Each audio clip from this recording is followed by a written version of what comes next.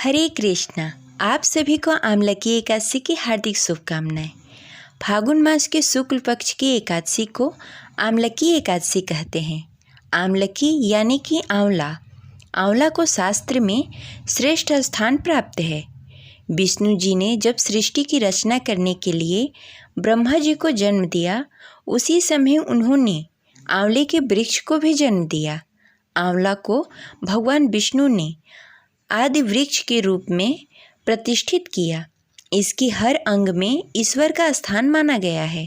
आज की इस वीडियो में हम सुनेंगे आमलकी एकादशी व्रत कथा और पूजा करने की विधि। कथा शुरू करने से पहले इस वीडियो को लाइक करके कमेंट बॉक्स में हरे कृष्णा अवश्य लिखें। आमलकी एकादशी व्रत के पहले दिन व्रती को दशमी की रात्रि में एकादशी व्रत के साथ भगवान विष्णु का ध्यान करते हुए सोना चाहिए तथा आमलकी एकादशी के दिन सुबह स्नान आदि से निवृत्त होकर भगवान विष्णु की प्रतिमा के समक्ष हाथ में तिल, कुश, मुद्रा और जल लेकर संकल्प करें कि मैं भगवान विष्णु की प्रसन्नता एवं मोक्ष की कामना से आमलकी एकादशी का व्रत रखता हूँ।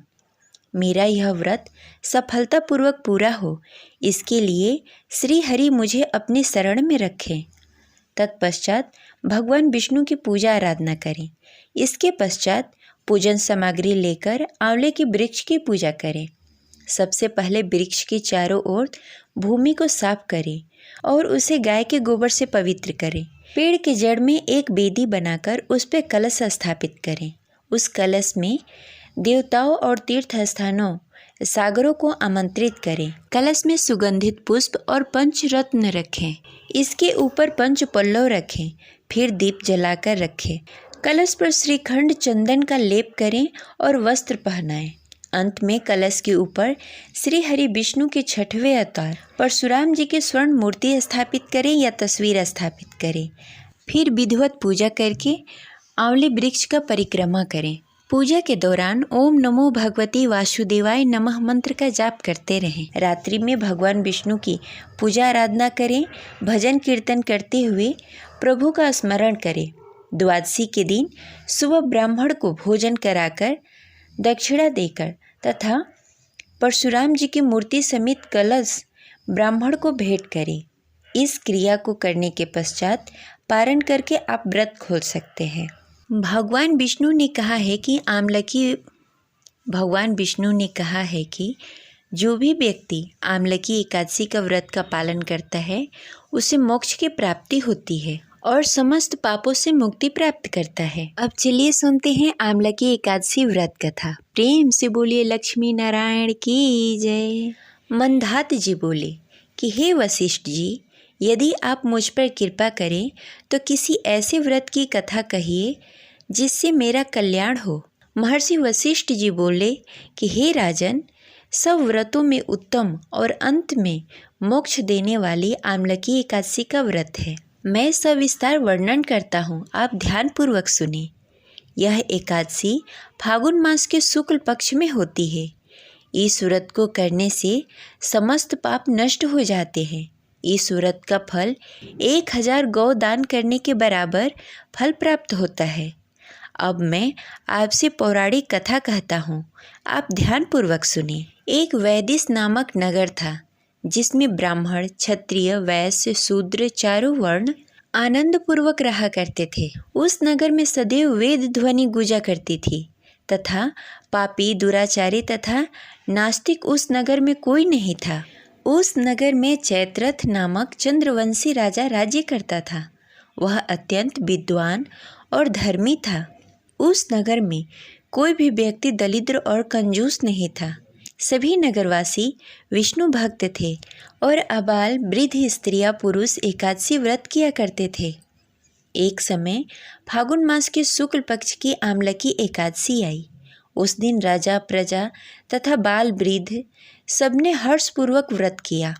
राजा अपनी प्रजा के साथ मंदिर में जाकर पूर्ण कुंज स्थापित करके धूप, दीप, नैवेद्य, पंचरत्न आदि से धात्री यानी कि आंवले के वृक्ष की पूजा की। इस प्रकार स्तुति करने लगे, हे धात्री, तुम ब्रह्म स्वरूपिणी हो। तुम ब्रह्मा जी द्वारा उत्पन्न की गई हो और समस्त पापों का नाश करने वाली हो। तुमको नमन है। अब तुम मेरा अर्घ स्वीकार करो। तुम श्री रामचंद्र जी द्वारा सम्मानित हो। मैं आपकी प्रार्थना करता हूँ, अतः आप मेरी समस्त पापों का नाश करो। उस मंदिर में सबने रात्रि में जागरण किया। रात के समय वहाँ एक बहेलिया आया जो अत्यंत पापी और दुराचारी था। वह अपने कुटुंबों का पालन जीव हत्या करके किया करता था। भूख और प्यास से अत्यंत व्याकुल वह बहेलिया इस जागरण को देखने के लिए मंदिर के एक कोने में बैठ गया और विष्णु भगवान तथा एकादशी महात्म्य की कथा सुनने लगा। इस प्रकार अन्य मनुष्यों की भांति उसने भी सारी रात जागरण किया। प्रातःकाल होते ही सभी लोग अपने घर चले गए, तो बहेलिया भी अपने घर चला गया। घर जाकर उसने भोजन किया। कुछ समय बीतने के पश्चात उस बहेलिये की मृत्यु हो गई, मगर उस आमलकी एकादशी व्रत तथा जागरण से उसने राजा विदुरथ के घर में जन्म लिया और उसका नाम वसुरथ रखा गया। युवा होने पर वह चतुरंगी सेना के सहित तथा धन धान्य से युक्त होकर 10,000 गांवों का पालन करने लगा। वह तेज में सूर्य के समान, कांति में चंद्रमा के समान, वीरता में भगवान विष्णु के समान और क्षमा में पृथ्वी के समान था। वह अत्यंत धार्मिक, सत्यवान, कर्मवीर और विष्णु भक्त था। वह प्रजा का समान भाव से पालन किया करता था। दान देना उसका नित्य कर्तव्य था। एक दिन राजा शिकार खेलने के लिए गया। देव योग से वह मार्ग भूल गया और दिशा ज्ञान न करने के कारण उसी वन में एक वृक्ष के नीचे सो गया। थोड़ी देर बाद पहाड़ी मलेच्छ वहां आ गए और राजा को अकेला देखकर मारो मारो शब्द कहने लगे। राजा की ओर दौड़े। मलेच्छ कहने लगे कि इसी दुष्ट राजा ने हमारी माता पिता, पुत्र पौत्र आदि अनेक संबंधियों को मारा है तथा देश से निकाल दिया है, अतः इसको अवश्य मारना चाहिए। ऐसा कहकर वे मलेच्छ उस राजा को मारने दौड़े और अनेक प्रकार के अस्त्र शस्त्र से उसके ऊपर प्रहार करने लगे। वे सब अस्त्र शस्त्र राजा के शरीर पर गिरते ही नष्ट हो जाते थे और उसका वार पुष्प के समान प्रतीत होता। अब उन मलेच्छों का अस्त्र शस्त्र उल्टा उन्हीं पर प्रहार करने लगे, जिससे वह मूर्छित होकर गिरने लगे। उसी समय राजा के शरीर से एक दिव्य स्त्री उत्पन्न हुई। वह स्त्री अत्यंत सुंदर होते हुए भी उसकी भ्रिकुटित दृष्टि थी। उसकी आंखों से लाल लाल अग्नि निकल रही थी, जिससे वह दूसरे काल के समान प्रतीत हो रही थी। वह स्त्री मलेच्छों को मारने दौड़ी और थोड़ी ही देर में उसने सब मलेच्छों को काल के गाल में पहुंचा दिया। जब राजा सोकर उठा तो उसने मलेच्छों को मरा हुआ देखकर कहा कि इन शत्रुओं को किसने मारा है? इस वन में मेरा और हितैषी कौन है?